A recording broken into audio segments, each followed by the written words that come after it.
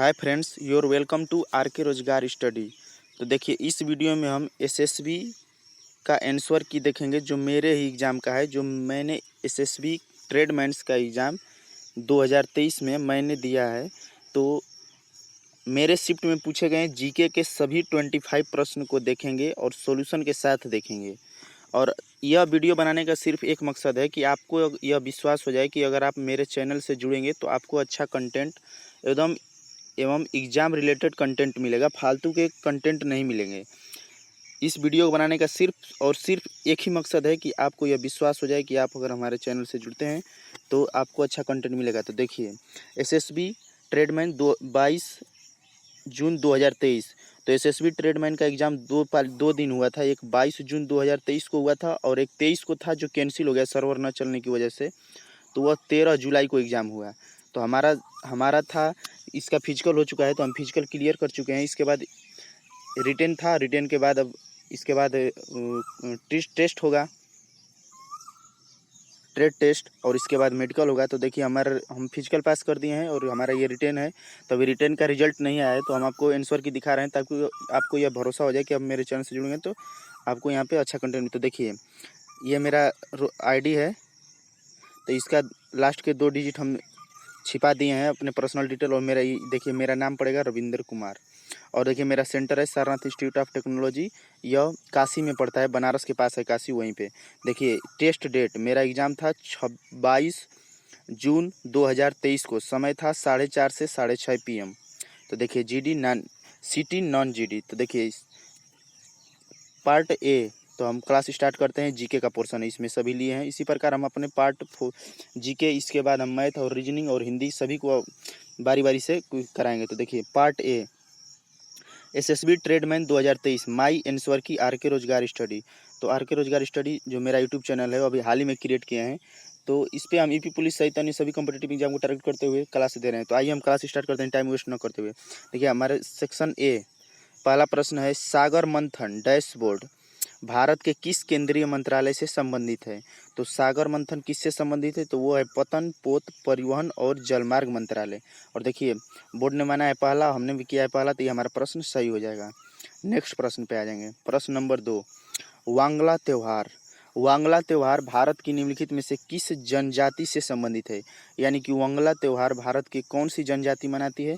तो देखिए, बोर्ड ने माना है पहला और हमने किया है चौथा, तो ये क्वेश्चन हमारा गलत हो जाएगा। नेक्स्ट प्रश्न पे आ जाएंगे। निम्नलिखित में से कौन ए रिकॉर्ड ऑफ बुद्धिज्म किंगडम पुस्तक के लेखक हैं। तो वो हैं स्वयं। देखिए, हम कर दिए हैं पहला स्वयंत्यांग, लेकिन है फा सीन। तो देखिए, आप क्वेश्चन का लेवल देखिए। ये इस वीडियो बनाने का एक मकसद और भी है कि आपको पता चले कि लेटेस्ट में क्वेश्चन कैसे कैसे पूछे जाते हैं। पुराने घिसे पीटे कंटेंट पर न रहिए, नए देखिए। एसएसबी ट्रेडमैन का ये है। तो देखिए, नेक्स्ट प्रश्न ये वेरी वेरी इंपॉर्टेंट है और पूछे जाने की संभावना है भी पुलिस कांस्टेबल के एग्जाम में भी। आम चुनाव से ठीक पहले भारत में पहली बार निर्वाचन आयोग को बहुत सदस्य बनाया गया था। कब बनाया गया था, तो वो बनाया गया था 1989 में। और हम कर दिए चूज 2, तो ये हमारा गलत हो जाएगा। यह क्लास आप are K Rozgar study YouTube channel पे देख रहे हैं। अगर आप वीडियो से जुड़े हैं तो प्लेलिस्ट जरूर चेक करें। नेक्स्ट प्रश्न, पौधों में प्रकाश संश्लेषण के लिए बहुत आवश्यक है। पौधों में कौन सा है जो प्रकाश संश्लेषण के लिए आवश्यक है, तो वो है क्लोरोप्लास्ट। और देखिए, बोर्ड ने माना है दूसरा, हमने भी किया है दूसरा, तो ये क्वेश्चन हमारा सही हो जाएगा। इस क्लास की पीडीएफ पाने के लिए आप हमारे टेलीग्राम ग्रुप को जरूर ज्वाइन करें, वहीं पे आपको पीडीएफ मिल जाएगी। नेक्स्ट प्रश्न, भक्ति कुलकर्णी। देखिए, भक्ति कुलकर्णी। देखिए अगर पूछेगा कि कह रहा है आम चुनाव से ठीक पहले, आपको एक फैक्ट बताने के लिए भूल गए। आम चुनाव से ठीक पहले अगर पूछेगा आम चुनाव भारत में कब हुए थे, तो आम चुनाव हुए थे 1957 में। आम चुनाव भारत में कब हुए, तो आम चुनाव हुए थे 1957 में। नेक्स्ट प्रश्न पे आ जाएंगे। भक्ति कुलकर्णी किस खेल से संबंधित है। तो देखिए, हमने कर दिया है पहला और बोर्ड ने माना है चौथा, तो ये हमारा क्वेश्चन गलत हो जाएगा। लेकिन आपको बता दे रहे हैं भक्ति कुलकर्णी किससे संबंधित है, बहुत पूछता है, वेरी वेरी इंपॉर्टेंट कर लेंगे। तो भक्ति कुलकर्णी शतरंज से संबंधित है। और देखिए, कबड्डी से, अगर कबड्डी से पूछेगा कौन संबंधित है, तो कबड्डी से हैं राहुल चौधरी। कबड्डी से हैं राहुल चौधरी। बैडमिंटन से कौन है, तो देखिए ध्यान से सुनिएगा। बैडमिंटन से कौन है, तो बैडमिंटन से हैं पीवी सिंधु, साइना नेहवाल, पुलेला गोपीचंद, मनीष नरवार, कृष्णा नागर। ये सभी बैडमिंटन से संबंधित है। कृष्णा नागर और पीवी सिंधु और साइना नेहवाल बहुत पूछता है, पुलेला गोपीचंद और मनीष नरवाल, ये सभी बैडमिंटन से संबंधित हैं। टेबल टेनिस से कौन है, तो टेबल टेनिस से हैं अवनीबेन पटेल। अवनीबेन पटेल टेबल टेनिस से हैं। अवनीबेन पटेल, अवनीबेन पटेल टेबल टेनिस से हैं। और शतरंज से कौन है, और देखिए शतरंज से एक बहुत नाम पूछता है, विश्वनाथ आनंद। शतरंज से बहुत पूछता है विश्वनाथ आनंद किस खेल से संबंधित है, तो विश्वनाथ आनंद ये शतरंज से संबंधित हैं। नेक्स्ट प्रश्न पे आ जाएंगे। भारत में जीव सुरक्षा अधिनियम, देखिए इसको वेरी वेरी इंपॉर्टेंट करेंगे, बहुत पूछता है। तो देखिए भारत में जीव सुरक्षा अधिनियम किस वर्ष लागू हुआ था, तो भारत में जीव सुरक्षा अधिनियम 1972 में लागू हुआ था। तो बोर्ड ने माना है पहला और हमने भी किया है पहला, तो ये हमारा क्वेश्चन सही हो जाएगा। नेक्स्ट प्रश्न पे आ जाएंगे। नेक्स्ट प्रश्न है, भारत की 2011 की जनगणना के अनुसार, देखिए हम इससे पहले ग्रुप डी के लिए प्रिपरेशन फर्स्ट टाइम किए थे, तो जिसका फॉर्म 2019 में फिलअप हुआ था और जिसका एग्ज़ाम हुआ 2022 में, तो उसी का प्रिपरेशन हम पिछले 2-3 सालों से कर रहे हैं। तो इसीलिए हमारा थोड़ा जीके का पोर्शन वीक है, क्योंकि ग्रुप डी में जीके नहीं पूछता है, उसमें ज़्यादातर साइंस रहता है, एनसीईआरटी बेस्ड साइंस पूछता है। तो इसीलिए हम जीएस ज़्यादा हमारा स्ट्रॉन्ग है, क्योंकि हम साइंस का तो इसमें हम इस वीडियो में है आपको हम अपने ग्रुप डी का रिजल्ट दिखाएंगे कि हमारा कितने एक नंबर से मात्र हमारा रिजल्ट रुका है। तो देखिए हम आपको दिखाएंगे आगे। तो आइए हम क्लास स्टार्ट करते हैं। तो देखिए भारत की 2011 की जनगणना के अनुसार उच्चतम से न्यूनतम सही क्रम लगाइए। न्यूनतम, तो देखिए 2011 की जनगणना के अनुसार एमपी का कितना है, तो एमपी का लिंगानुपात 2011 की जनगणना के अनुसार है 931। एमपी का है 931। हिमाचल प्रदेश का कितना है, तो हिमाचल प्रदेश का है 909। और अरुणाचल प्रदेश का कितना है, तो अरुणाचल प्रदेश का है 993। तो देखिए इस हिसाब से होना चाहिए, सबसे फर्स्ट नंबर पे होना चाहिए 909। 909 कौन सा है, तो दूसरा होना चाहिए। इसके बाद होना चाहिए पहला, इसके बाद होना चाहिए तीसरा। तो इसका ऑप्शन हमारे हिसाब से या तो चौथा होना चाहिए, या तो 3-1-2 होना चाहिए, या तो तीसरा होना चाहिए। ये बोर्ड ने माना है पहला और हमने कर दिया है तीसरा, तो ये क्वेश्चन डाउट में रहेगा। ये क्वेश्चन डाउट में है, क्योंकि देखिए हम सही क्रम यहाँ पे लगा दिए हैं, तो ये तो अब आंसर की करेक्शन होगी तब पता चलेगा। वैसे यह क्वेश्चन का आंसर बोर्ड ने गलत दिया होगा हमारे हिसाब से, क्योंकि देखिए मध्य प्रदेश का हो गया और हिमाचल प्रदेश का हो गया, अरुणाचल प्रदेश का हो गया। तो जब इसको सीरियल नंबर से आप लगाइएगा, दिया है उच्चतम से न्यूनतम यानी अधिक से कम की तरफ। तो देखिए 1 नंबर पे कौन है, यह है, 2 नंबर पे यह है और 3 नंबर पे यह है। तो देखिए दिया है उच्चतम से न्यूनतम, तो होना चाहिए 3-2-1, सीक्वेंस होना चाहिए 3-2-1। उच्चतम से न्यूनतम तो सीक्वेंस होना चाहिए 3-2-1। तो देखिए यहाँ पे थोड़ा सा मिस्टेक हो गया जल्दबाजी में हम बताने में। तो देखिए सीक्वेंस यहाँ से जब अरेंज करेंगे, देखिए सीक्वेंस अरेंज करेंगे तो ऑप्शन के अनुसार हम लगाएंगे, हम ऐसे लगा दिए। तो देखिए पहले नंबर पे सबसे कम किसका है, सबसे कम है 909 और सबसे अधिक है, ये ऑप्शन नंबर पहला है। तो देखिए जब इसको सीक्वेंस में करिएगा तो होना चाहिए 3-2-1। तो इसको इसे बोर्ड डाउट में हमारा भी रहेगा। नेक्स्ट प्रश्न, हिमालय के सबसे उत्तरी भाग में स्थित श्रृंखला को क्या कहते हैं, तो देखिए हिमालय के सबसे उत्तरी भाग में स्थित श्रृंखला को हिमाद्री कहते हैं। यह भी वेरी वेरी इंपॉर्टेंट है, यह भी पुलिस कांस्टेबल के एग्जाम में पूछे जाने का भी चांस है। और देखिए हम दूसरा कर दिए तो यह क्वेश्चन हमारा गलत हो जाएगा। यह क्लास आप are K Rozgar study YouTube channel पे देख रहे हैं, चेक प्लेलिस्ट, अगर वीडियो जुड़े हैं तो प्लेलिस्ट जरूर चेक करें। यह एक नया यूट्यूब चैनल है जो अभी हाल ही में क्रिएट किया गया है। इस पे यूपी पुलिस सहित अन्य सभी कॉम्पिटिटिव एग्जाम को टारगेट करते हुए math, reasoning, Hindi, GK, GS की ट्रिकी सॉल्यूशन के साथ अल्टरनेट डे पे क्लास चलाई जा रही है। तो आप अगर वीडियो से जुड़े हैं तो प्लेलिस्ट जरूर चेक करें, वहीं पे आपको सभी क्लास मिलेगी।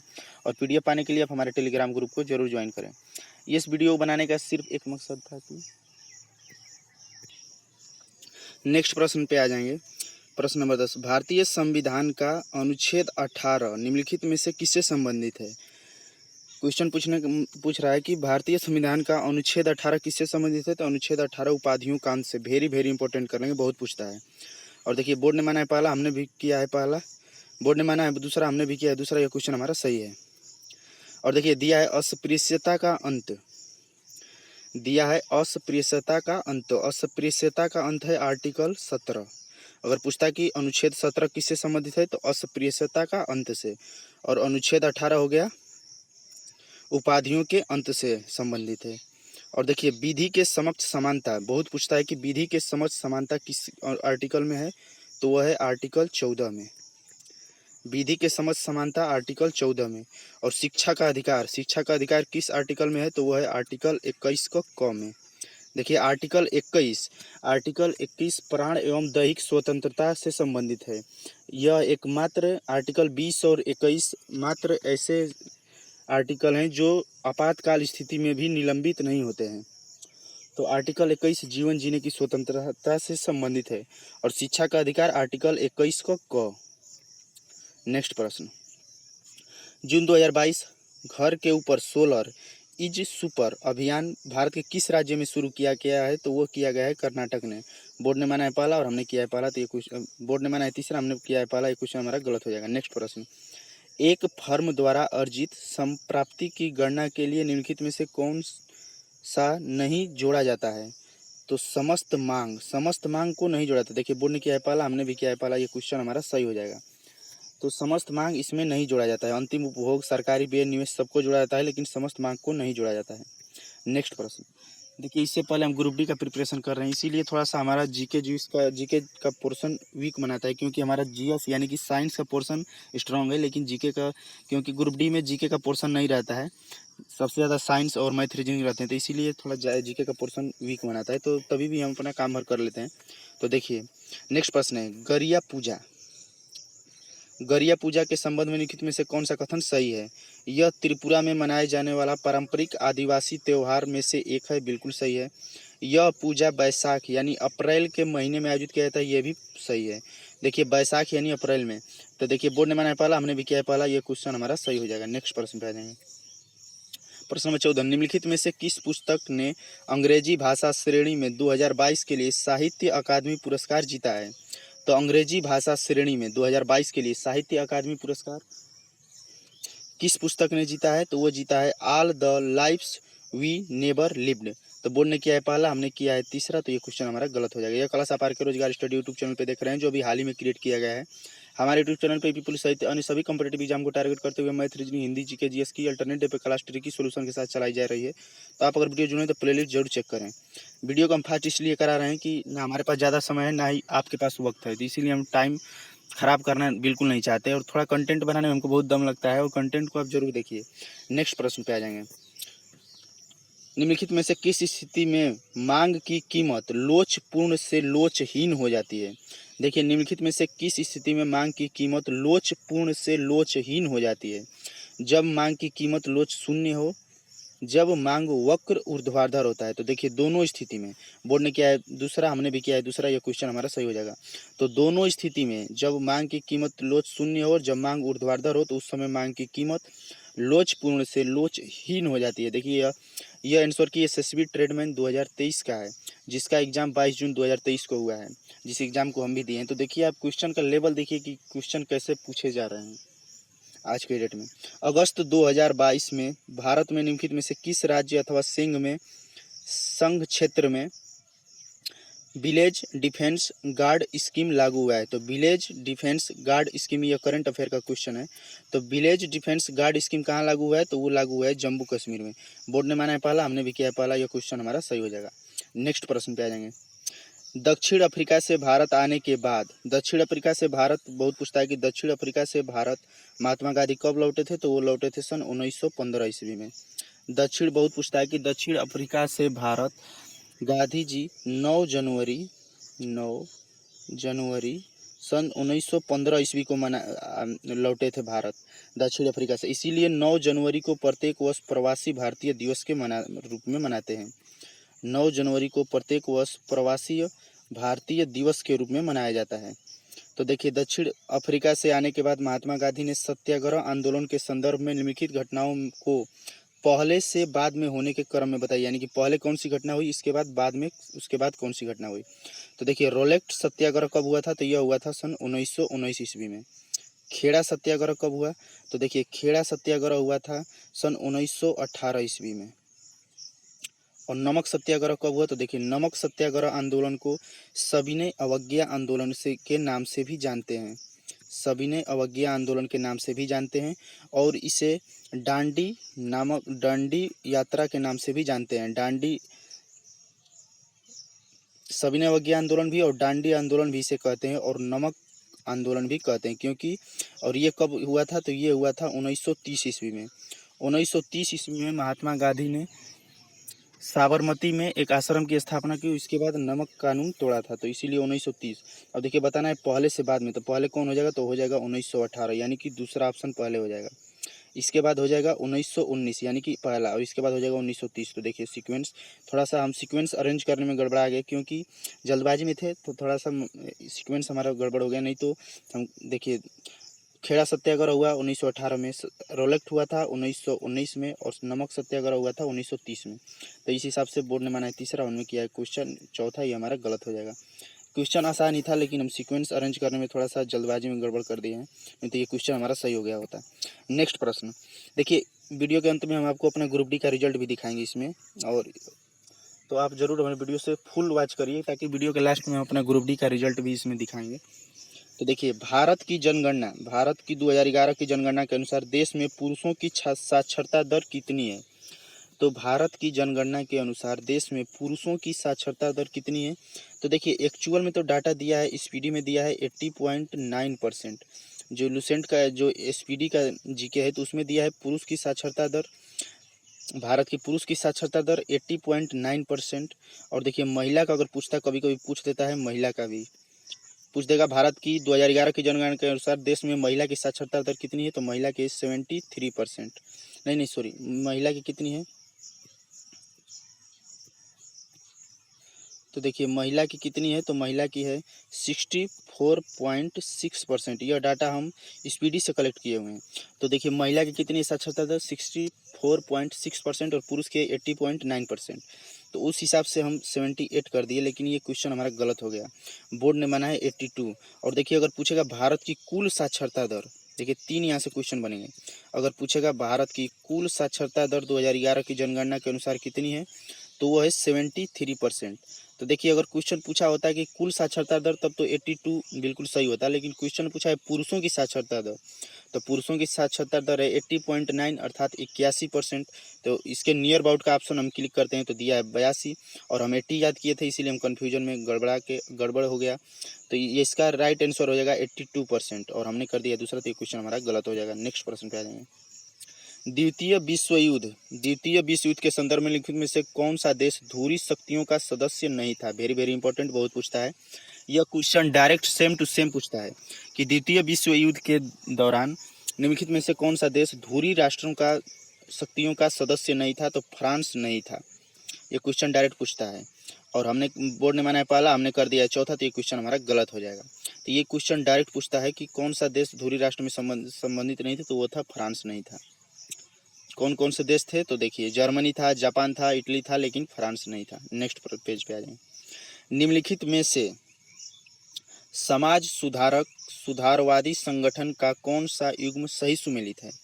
तो देखिए नारायण, ब्रह्म समाज, पेरियार, देखिए गलत है। आर्य समाज, राजा राममोहन, ये भी गलत है। तो देखिए ज्योतिबा फुले सत्य शोधक समाज की स्थापना की थी। ज्योतिबा फुले ने सत्य शोधक समाज की स्थापना की थी। राजा राम मोहन राय ने, देखिए इन्होंने आत्मीय सभा की स्थापना की थी। आत्मीय सभा अगर पूछता है बहुत कि आत्मीय सभा की स्थापना किसने किया था, तो वो किए थे राजा राम मोहन राय ने। अब ब्रह्म समाज भी पूछता है, तो ब्रह्म समाज की भी स्थापना किसने किया था, तो ब्रह्म समाज के किए थे राजा राम मोहन राय ने। ये दोनों क्वेश्चन पूछता है कि ब्रह्म समाज की स्थापना किसने किया, तो वो किए थे राजा राम मोहन राय। देखिए पहले नंबर पर दिया है ब्रह्म समाज, तो ब्रह्म समाज के कौन थे, तो वो है राजा राम मोहन राय। और देखिए प्रार्थना समाज के कौन है, तो प्रार्थना समाज के हैं दयानंद सरस्वती। देखिए नेक्स्ट प्रश्न, यह क्लास आप RK रोजगार स्टडी यूट्यूब चैनल पे देख रहे हैं, जो अभी हाल ही में क्रिएट किया गया। तो हमारे यूट्यूब चैनल पे यूपी पुलिस सहित अन्य सभी कॉम्पिटिटिव एग्जाम को टारगेट करते हुए math, reasoning, Hindi, GK, GS की ट्रिकी सॉल्यूशन के साथ अल्टरनेटिव पे क्लास चलाई जा रही है। तो आप प्लेलिस्ट जरूर चेक करें, और वीडियो अगर कंटेंट अच्छा लगे तो आप वीडियो को लाइक करिए, शेयर करिए, और चैनल को जरूर सब्सक्राइब करिए। तो देखिए अगर आप वीडियो जुड़े हैं तो प्लेलिस्ट जरूर चेक करें। तो ये देखिए बोर्ड ने माना है तीसरा, हमने भी किया है तीसरा, तो ये हमारा क्वेश्चन सही हो जाएगा। नेक्स्ट प्रश्न, मार्च 2023 में, देखिए ये करंट अफेयर का क्वेश्चन है। मार्च 2023 में कौन सी संस्था ने शोधकर्ताओं के नए जीवाणुओं छोटे अणु की खोज जो दवा प्रतिरोधी संक्रमणों के खिलाफ लड़ने में मदद कर सकता है? तो कौन सी संस्था ने की? तो वो की थी IIT रुड़की ने। देखिए हम क्वेश्चन को सोल्यूशन इसलिए करा रहे हैं कि बहुत से लोग मैसेज GD का अपना आंसर की अपलोड किए तो बहुत से लोग कमेंट किए कि इसका आप आंसर भी करा दीजिए और डिस्कशन कराइए, तो इसीलिए हम इसका डिस्कशन करा रहे हैं। अगर आप लोगों को अगर वीडियो को सपोर्ट मिलेगा, अगर वीडियो को अगर अच्छा सपोर्ट मिलेगा तो हम मैथ, रीजनिंग और हिंदी का भी इसी तरह वीडियो और सॉल्यूशन के साथ फुल डिटेल के साथ बना देंगे। अगर नहीं सपोर्ट मिलेगा तो हम डायरेक्ट अपना आंसर दिखाकर वीडियो अपलोड कर देंगे। तो देखिए IIT रुड़की ने, तो बोर्ड ने माना है चौथा, हमने भी किया है चौथा, तो ये क्वेश्चन हमारा सही हो जाएगा। नेक्स्ट प्रश्न, मिजो भाषा निम्नलिखित में से किस भाषा परिवार की भाषा है? देखिए ऐसे प्रश्न को आपको हम लोगों को ऐसे प्रश्न कन्फर्म नहीं होते हैं क्योंकि ऐसे प्रश्न बहुत कम पढ़े जाते हैं। तो देखिए मिजो भाषा पूछा है कि मिजो भाषा निम्नलिखित में से किस भाषा से संबंधित है? तो चीन तिब्बती से संबंधित है, बोर्ड ने किया है और हमने तीसरा कर दिया, तो ये क्वेश्चन हमारा गलत हो जाएगा। अब बताइए ऐसे प्रश्न आप कहाँ से इसको आप कर पाइएगा? ये क्वेश्चन अपने आप में डिफिकल्ट है। नेक्स्ट प्रश्न, जनवरी 2023 तक स्थिति के अनुसार भारत के निम्नलिखित में से किस राज्य में द्विसदनीय विधायिका नहीं है? देखिए कहा है नहीं है और हमने जल्दबाजी में हम पढ़ लिए है, तो इसीलिए हम जल्दबाजी में हम महाराष्ट्र ऊपर था तो हम महाराष्ट्र क्लिक करके आगे बढ़ गए। यह क्वेश्चन हमारा गलत हो गया। बोर्ड ने माना है तीसरा और हमने कर दिया है पहला, तो ये क्वेश्चन हमारा गलत हो गया। ये देखिए यही आप लोगों को टाइम टेकिंग एग्जाम में कवर करना होता है, टाइम मैनेजमेंट सही रहना चाहिए। देखिए हम प्रश्न को पढ़े लेकिन हम जल्दबाजी में नहीं पढ़ पाए। देखिए दिया है द्विसदनीय विधायिका नहीं है दिया है और हम पढ़ लिए कि द्विसदनीय विधायिका है तो महाराष्ट्र में है ही, पहला ऑप्शन था, हम क्लिक करके आगे बढ़ गए। तो ये क्वेश्चन हमारा जल्दबाजी में गलत हो गया। लेकिन देखिए द्विसदनीय विधायिका नहीं है, तब देखिए हम इसको डिस्कशन नहीं, हम उस समय नहीं ध्यान दे पाए। तो देखिए भारत के 6 राज्यों में, ध्यान से सुनेंगे, भारत के 6 राज्यों में द्विसदनीय विधायिका है। तो देखिए द्विसदनीय विधायिका भारत के केवल 6 राज्यों में, भारत के 2800 राज्यों में से, भारत के 2800 राज्य एवं 8 केंद्र शासित प्रदेशों में से केवल 6 राज्यों में द्विसदनीय विधायिका है। इसका ट्रिक हम बनाए हैं। तो ट्रिक क्या है? तो देखिए अगर आपको ट्रिक पसंद आए तो कमेंट बॉक्स में कमेंट जरूर करें कि हाँ ट्रिक में दम था। तो ट्रिक हम बनाए हैं। तो देखिए ट्रिक क्या है, पहले इसको हम थोड़ा सा क्लीन कर देते हैं ताकि हमको बताने में सही रहेगा। तो देखिए भारत के केवल 6 राज्यों में द्विसदनीय विधायिका है। द्विसदनीय विधायिका का अर्थ है कि विधानसभा और विधान परिषद। तो भारत के केवल 6 राज्यों में विधानसभा और विधान परिषद दोनों हैं, तो उसी को द्विसदनीय विधायिका के रूप में जाना जाता है, यानी कि कहते हैं। यह वेरी इंपॉर्टेंट है, यहाँ से क्वेश्चन बनते ही बनते हैं। सभी डिफेंस एवं यूपी पुलिस सहित कांस्टेबल एग्जाम के में भी यहाँ से क्वेश्चन बने थे। तो देखिए आप ट्रिक याद कर लीजिएगा। ट्रिक है तू भी मजा कर, तू भी मजा कर, ट्रिक है। तो देखिए टी से हो जाएगा तेलंगाना, टी से क्या हो जाएगा? तो टी से हो जाएगा तेलंगाना, यू से हो जाएगा उत्तर प्रदेश, यू से हो जाएगा उत्तर प्रदेश, टी से हो जाएगा तेलंगाना, और BHI से हो जाएगा बिहार, BHI से हो जाएगा बिहार, और M से हो जाएगा महाराष्ट्र, M से क्या हो जाएगा? तो M से हो जाएगा महाराष्ट्र। और देखिए A से हो जाएगा आंध्र प्रदेश, A से हो जाएगा आंध्र प्रदेश, और कर से हो जाएगा कर्नाटक, कर से हो जाएगा कर्नाटक। तो भारत के केवल 6 राज्यों में द्विसदनीय विधायिका है। कौन कौन से? तो ट्रिक है तू भी मजा कर, तेलंगाना, उत्तर प्रदेश, बिहार, महाराष्ट्र, आंध्र प्रदेश, कर्नाटक। तू भी मजा कर, तेलंगाना, उत्तर प्रदेश, बिहार, महाराष्ट्र, आंध्र प्रदेश एवं कर्नाटक। तो इसमें से कहाँ नहीं है? तो देखिए गुजरात में नहीं है। गुजरात कहीं इसमें है? नहीं है, तो गुजरात में नहीं है, यही इसका सही आंसर हो जाएगा। नेक्स्ट प्रश्न है भारत के उपराष्ट्रपति के संबंध में निम्नलिखित में से कौन सा कथन सही है? तो देखिए भारत के उपराष्ट्रपति के संबंध में कौन सा कथन सही है? देखिए क्वेश्चन डायरेक्ट और बहुत पूछता है। देखिए अब क्वेश्चन को ऐसे कथन के रूप में अब क्वेश्चन पूछने लगा है बोर्ड, क्योंकि पहले डायरेक्ट पूछ देता था कि उपराष्ट्रपति किससे संबंधित, लेकिन अब देखिए क्वेश्चन को घुमाकर और इसे लैंग्वेज टाइम टेकिंग बना रहा है। तो देखिए नेक्स्ट प्रश्न है, तो भारत के राष्ट्रपति से संबंधित कौन सा कथन सही है? तो उपराष्ट्रपति से संबंधित पूछा है। तो राष्ट्रपति की मृत्यु, त्यागपत्र या महाभियोग द्वारा हटाए जाने या किसी अन्य कारणवश अगर राष्ट्रपति का पद रिक्त हो जाता है तो कार्यवाहक राष्ट्रपति के रूप में उपराष्ट्रपति कार्य करते हैं। यह कथन बिल्कुल सही है किसी देखिए अगर राष्ट्रपति का पद किसी कारणवश रिक्त हो जाता है तो भारत के उपराष्ट्रपति राष्ट्रपति के रूप में कार्यवाहक राष्ट्रपति के रूप में कार्य करते हैं। कितने महीने तक? तो 6 महीने तक। भारत के राष्ट्रपति का पद अगर रिक्त हो जाएगा तो उपराष्ट्रपति 6 महीने तक कार्य करते हैं। संविधान में यह प्रावधान है कि अगर राष्ट्रपति का पद रिक्त हो जाए तो 6 महीने के अंदर राष्ट्रपति का पद भर जाना चाहिए। तो 6 महीने तक कार्य करेंगे और राष्ट्रपति की सभी सुविधाओं का लाभ उठाएंगे। तो ये कथन सही है। देखिए और देखिए दूसरा दिया है, वो लोकसभा का पदेन अध्यक्ष होता है। बिल्कुल गलत है। उपराष्ट्रपति लोकसभा का पदेन अध्यक्ष नहीं होता, बल्कि राज्यसभा का पदेन अध्यक्ष होता है। अगर यहीं पे दे देता कि उपराष्ट्रपति, यह लोकसभा न देकर दे देता कि राज्यसभा का पदेन अध्यक्ष हो जाता है तो बिल्कुल सही हो जाता है। उपराष्ट्रपति राज्यसभा का पदेन अध्यक्ष होता है। क्वेश्चन डायरेक्ट पूछता है कि उपराष्ट्रपति किस का पदेन अध्यक्ष होता है, तो वह राज्यसभा का पदेन अध्यक्ष होता है। तो देखिए बोर्ड ने माना है पहला, हमने भी किया है पहला, तो यह क्वेश्चन हमारा सही हो जाएगा। नेक्स्ट प्रश्न पे आ जाएंगे। 36वें राष्ट्रीय खेल 2022 में सर्वश्रेष्ठ पुरुष एथलीट का पुरस्कार किसने जीता है? तो साजन प्रकाश सही आंसर हो जाएगा। हमने कर दिया है दूसरा, तो ये क्वेश्चन हमारा गलत हो जाएगा। अब देखिए हम यहाँ पे देखिए आपका अपना ग्रुप डी का आंसर की का देखिए अपलोड किए हैं। रोल नंबर है हमारा ग्रुप डी का ये, और नाम आप देख ही लिए।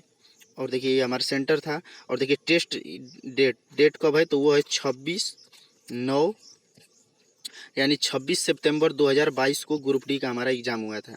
देखिए लेवल 1 ग्रुप डी का है ये। तो 26 सितंबर 2022 को हमारा ग्रुप डी का एग्जाम हुआ। तो हम पिछले 3 साल से कंपटीशन एग्जाम की प्रिपरेशन कर रहे हैं। तो हमारा एग्जाम हुआ, तो देखिए हम उसमें हमारा परफॉर्मेंस कैसा रहा ये आपको दिखा रहे हैं। तो देखिए माई ग्रुप डी रिजल्ट, देखिए रोल नंबर हो गया ये हमारा, ये रजिस्ट्रेशन नंबर हो गया। और देखिए नेम ऑफ कैंडिडेट आप जान ही गए हो हमारा नाम क्या है।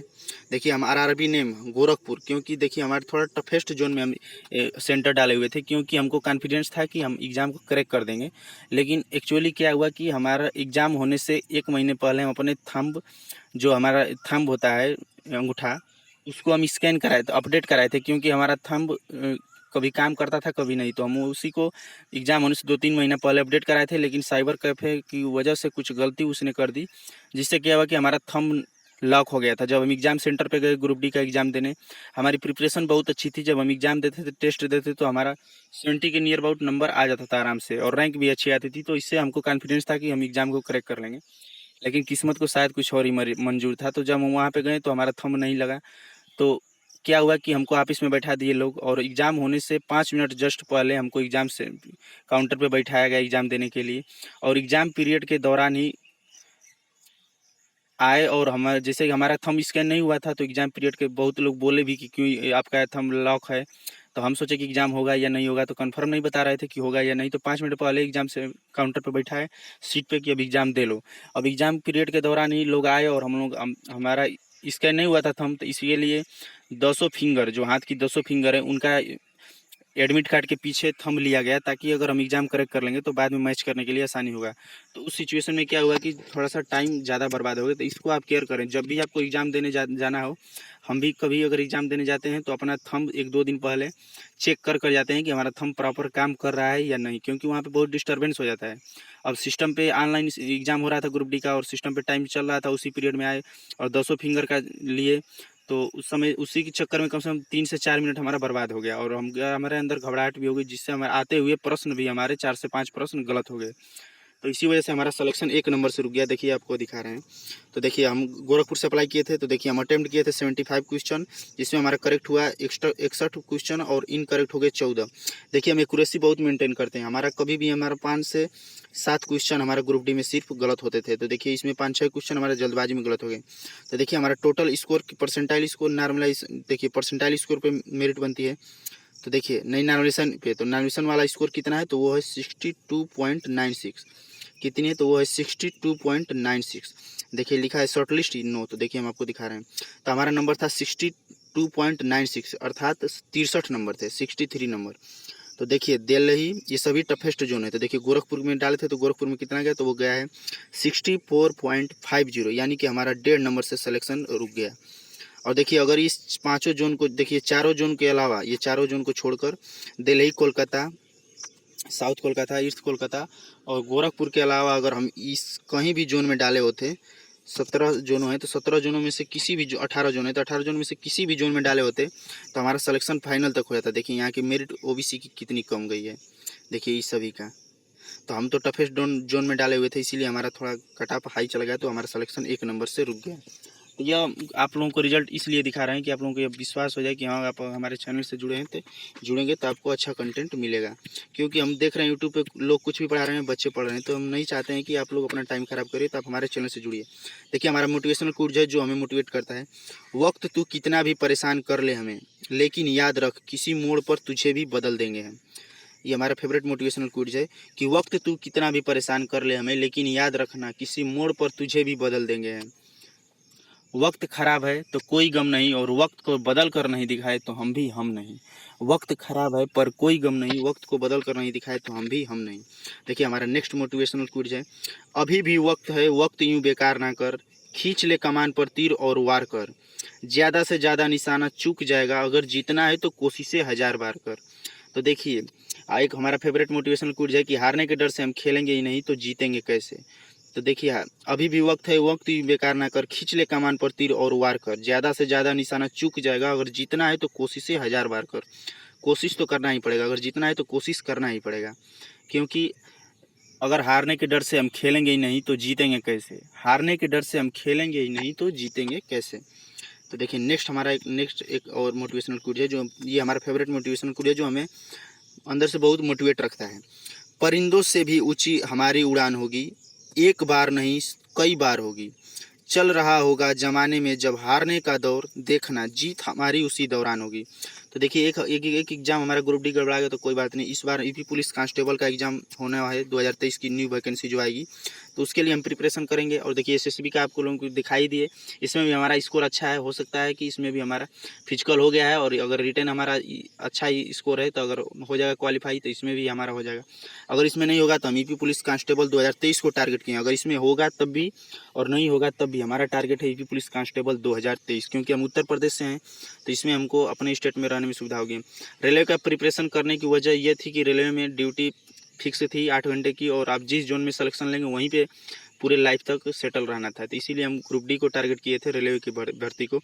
लेकिन रेलवे की वैकेंसी चली गई, तब हमारा नेक्स्ट टारगेट है पुलिस कांस्टेबल 2023। तो परिंदों से भी ऊंची हमारी उड़ान होगी, एक बार नहीं कई बार होगी, चल रहा होगा जमाने में जब हारने का दौर, देखना जीत हमारी उसी दौरान होगी। और देखिए एक हमारा और है, थोड़ा जिद्दी हूँ मैं, थोड़ा जिद्दी हूँ, ख्वाब देखने से बाज नहीं आता, अपने सपनों के लिए बिना संघर्ष किए हार जाऊँ ये मुझे नहीं आता। तो थोड़ा जिद्दी हूँ, ख्वाब देखने से बाज नहीं आता, अपने सपनों के लिए बिना संघर्ष किए हार जाऊँ ये मुझे नहीं आता। तो ये हमारा फेवरेट मोटिवेशनल कोट है। आपको अगर वीडियो दम लगा हो और अगर आपको भरोसा हो कि नहीं हम हमारे चैनल से आप जुड़ेंगे तो आपको अच्छा कंटेंट हम देंगे। देखिए हम वीडियो ज़्यादा अपलोड नहीं करेंगे, क्योंकि ना हमारे पास ज़्यादा वक्त है ना ही आपके पास ज़्यादा वक्त है, आप भी जानते हैं। तो हम वीडियो कम अपलोड करेंगे लेकिन कंटेंट में दम रहेगा। ऐसे क्वेश्चन को सिर्फ इंक्लूड करेंगे जो पूछने का चांस है और पूछता भी है, प्रीवियस ईयर क्वेश्चन के साथ कराते हैं और ट्रिक्स के साथ। तो देखिए कंटेंट बनाने में बहुत समय लगता है, तो अभी यूपी पुलिस की वैकेंसी नहीं है तो हम फ्री हैं, तो आपको अच्छा से कंटेंट दे पा रहे हैं। तो आप वीडियो को थोड़ा सपोर्ट करिए ताकि हम आप लोगों को अच्छा कंटेंट देने पे मजबूर हो जाएं। तो थैंक्स फॉर वॉचिंग। वीडियो से जुड़ने के लिए धन्यवाद। पीडीएफ पाने के लिए आप हमारे टेलीग्राम ग्रुप को जरूर ज्वाइन करें। कैसे ज्वाइन कर सकते हैं, तो चैनल के अबाउट सेक्शन में जाइए, स्क्रॉल करके जब नीचे आइएगा तो वहीं पर टेलीग्राम ग्रुप का लिंक है। तो थैंक्स फॉर वॉचिंग। वीडियो को लाइक करिए, शेयर करिए और चैनल को सब्सक्राइब जरूर करें। धन्यवाद।